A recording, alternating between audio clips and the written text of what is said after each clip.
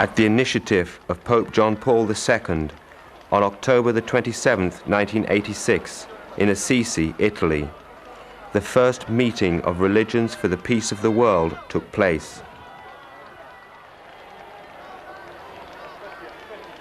150 representatives from 12 religions took part. Also present were the 4 great worldwide interreligious organizations: the Inter-Religious Association for Religious Freedom, the World Congress of Faith, the Temple of Understanding, and the World Conference on Religion and Peace.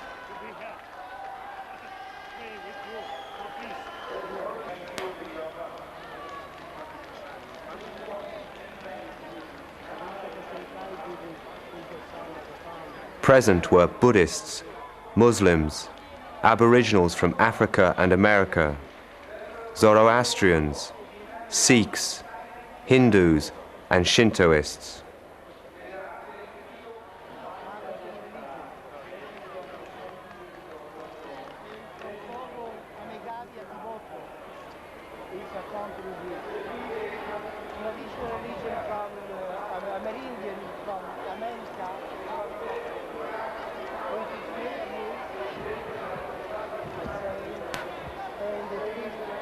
Also present was Elio Toaf, chief rabbi of the Central Synagogue of Rome, which the Pope had visited a few months previously. Christians of almost all confessions were represented: the World Council of Churches, Nestorians, Non-Chalcedonians, Copts, Armenians, Malabarese, Roman Catholics, Old Catholics, Anglicans, Lutherans. Unfortunately, there was also a place at this pan-religious meeting for the Orthodox Ecumenists, who indeed played a decisive role in its realization. There were delegates from the Orthodox churches of Finland and Czechoslovakia, the Patriarchate of Bulgaria,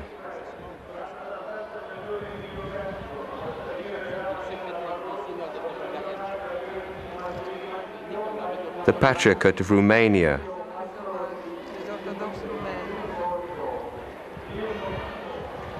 the Patriarchate of Georgia,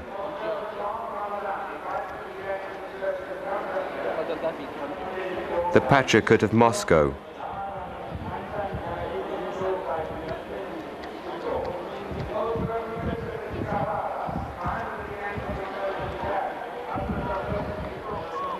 and the Patriarchate of Antioch.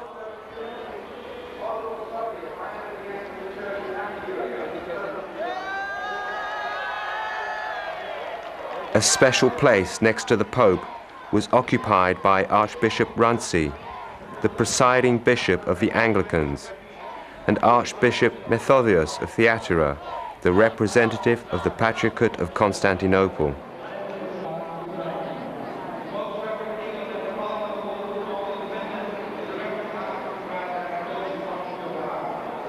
The churches of Alexandria and Jerusalem declared their spiritual assent with messages.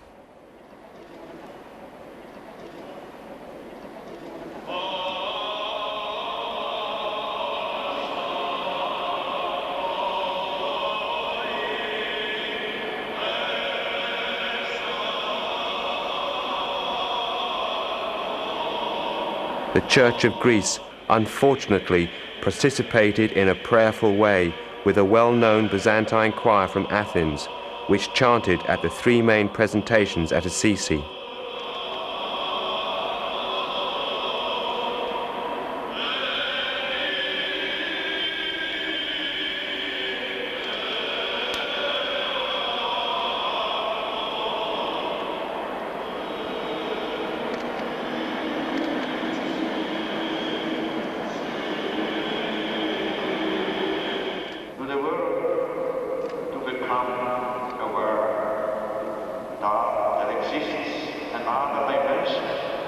The Pope was the only speaker.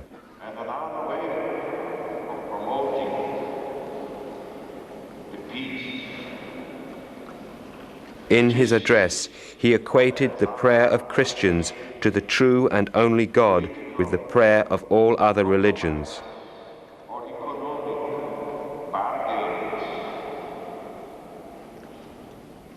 It is the result of prayer. Peace, he emphasized, is a fruit of prayer, which in the various religions expresses a relationship with a supreme power. With a supreme power that surpasses our human capacities alone.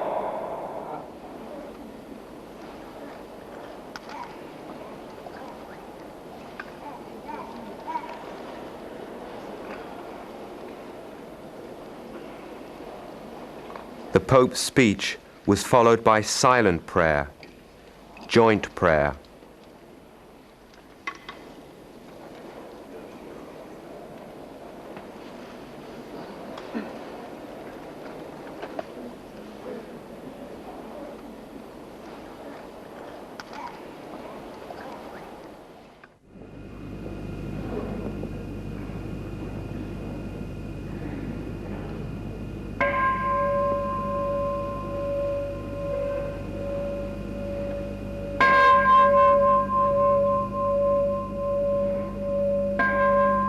To those of other religions were assigned Christian churches to perform their worship services and to pray for peace.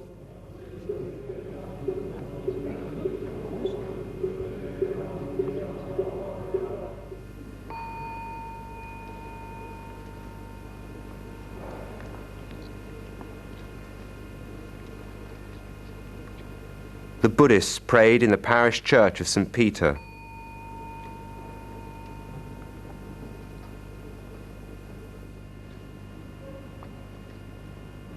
They placed a small statue of Buddha on the altar.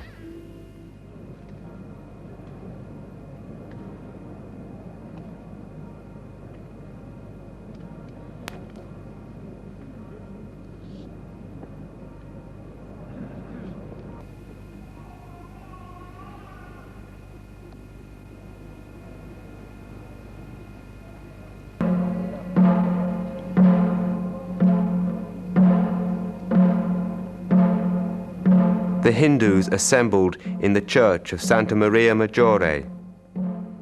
Sitting around the sanctuary, they invoked the whole succession of their gods.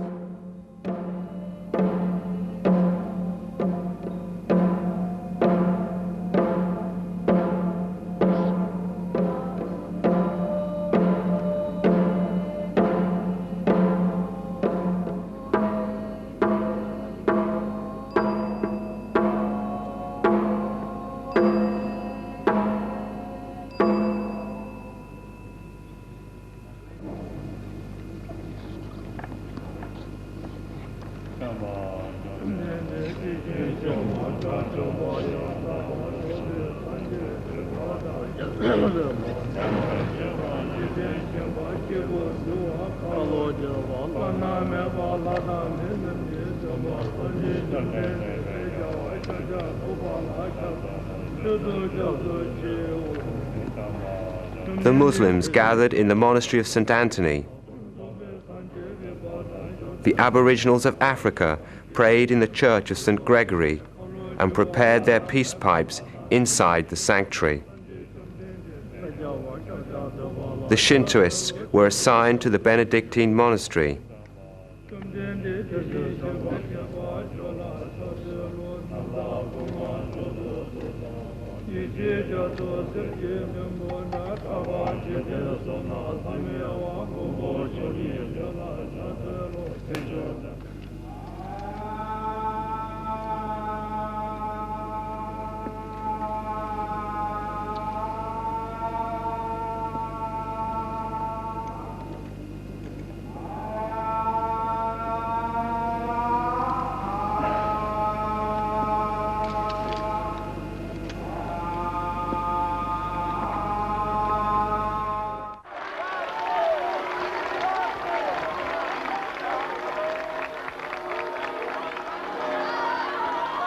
This was truly a great fall for the Orthodox Ecumenists.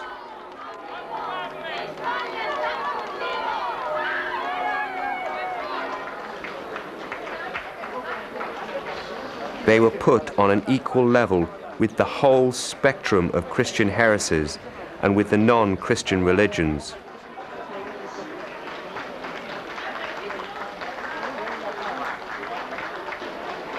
Our spotless orthodoxy was indescribably humiliated through these Orthodox Ecumenists.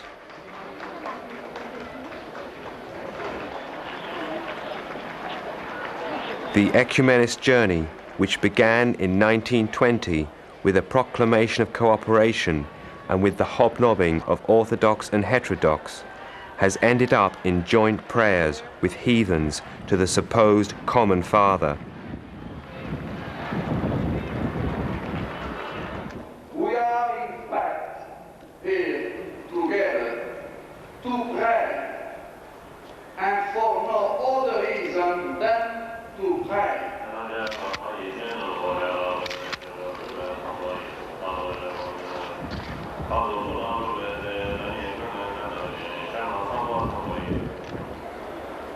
Where further, we wonder, will this journey of apostasy lead?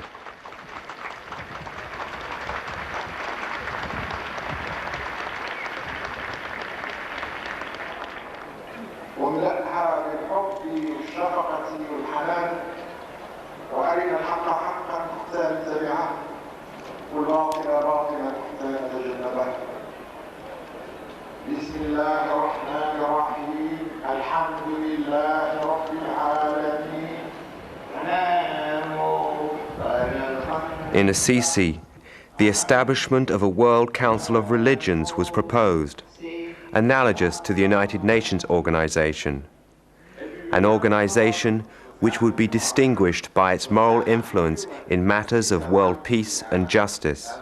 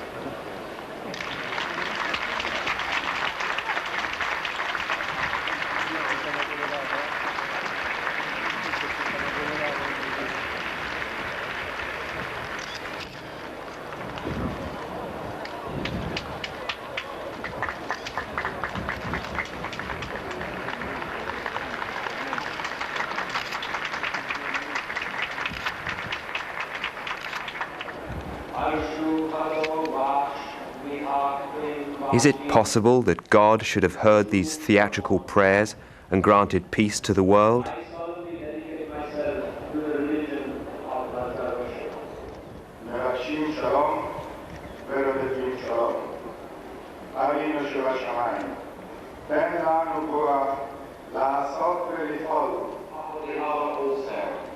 It was Christians who, unfortunately, closed the pan-religious service of joint prayer. Give to everyone who begs from you.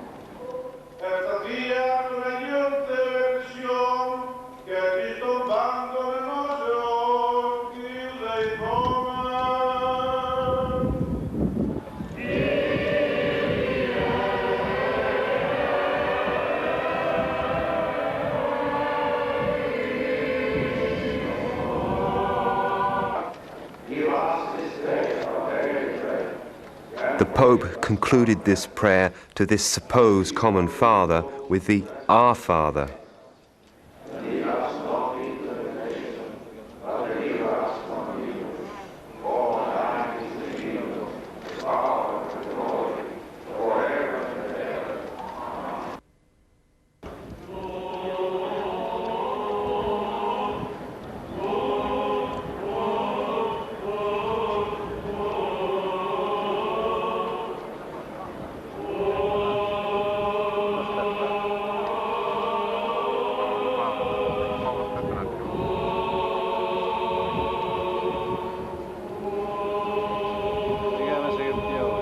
In this way, the Pope underscored his leading role in the worldwide syncretistic movement towards the pan-religion of the New Age.